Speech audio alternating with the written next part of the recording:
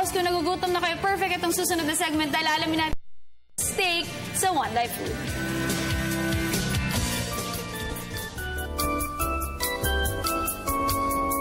Good morning mga boss and welcome na naman sa isang napakasarap na edisyon ng One Life Food. At syempre nandito pa rin tayo sa Mayamot, Antipolo City at makakasama natin ang General Manager ng New Global Biz Multipurpose Cooperative Catering Services. Ang kanilang General Manager, wala iba kundi si Miss Marge Lanyas. Good morning, ma'am. Hi, good morning again. Ang lulutuin natin ngayon ay ang pork steak Tagalog. Pork steak Tagalog. Oo. Favorite to ng mga Pilipino. Oo, talaga, favorite yan. Lunchtime, dinner time, Oo, at saka kinakain kahit talaga. baon sa mga bata eh. Definitely. Favorite nila yan eh. Okay, so ano po ang ating ingredients, ma'am? Okay, ang ingredients natin, pork steak. Pork steak. Oo, mas maganda sana ito kung mas manipis ang pagkakahiwa. Para po okay, madaling maluto. Mas madaling maluto.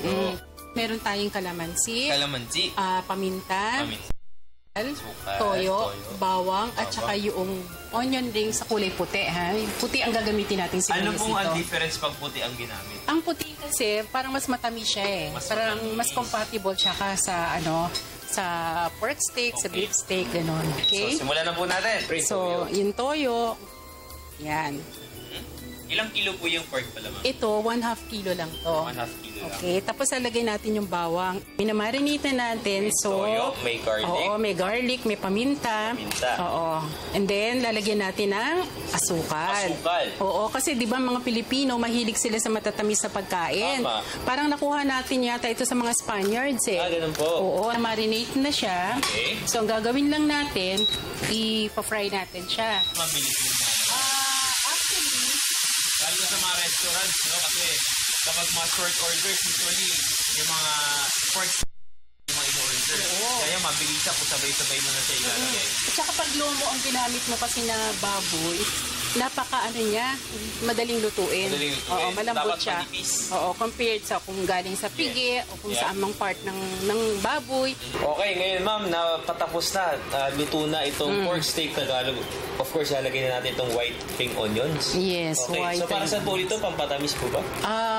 Maganda nagko-complement kasi yung lasa ng ng onions doon sa pork steak. So ilalagay na natin. Ilalagay na natin. At the same time, magandang tignan, napaka-appealing niya, 'di ba? Pagka kinain mo siya na meron siyang garnishing sa ibabaw, parang ang sarap-sarap kainin, 'di ba, Jules? Actually, hindi po ako fan ng onions, pero fan po ako nung taste niya kapag humahalo na doon sa pagkain. Luto na po ang pork steak Tagalog. Kaya lalagyan natin Miss Marge sa ating lalagyan ng food. Itong pork steak Tagalog. Okay. At kaya mga boss, itikman na natin itong napakasarap na luto ni Miss Marge. Bali, 1 kilo to.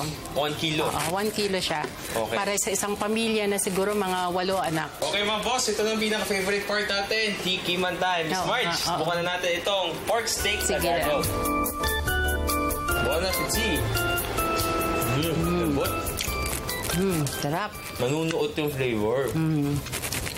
Lalo na kapag overnight mo siyang minarinate. Most likely, overnight naman, no? Tapos nalalasahan ko yung kalamansi, yung sweetness, saka yung pag-aalat niya. Sarap! Okay, so yung mga boss, so may natutunan naman tayong bagong dish, itong pork steak Tagalog. Next week, may bago po ulit tayong lutuin. Pero syempre, abangan nyo yan sa new episode ng One Life Food. See you!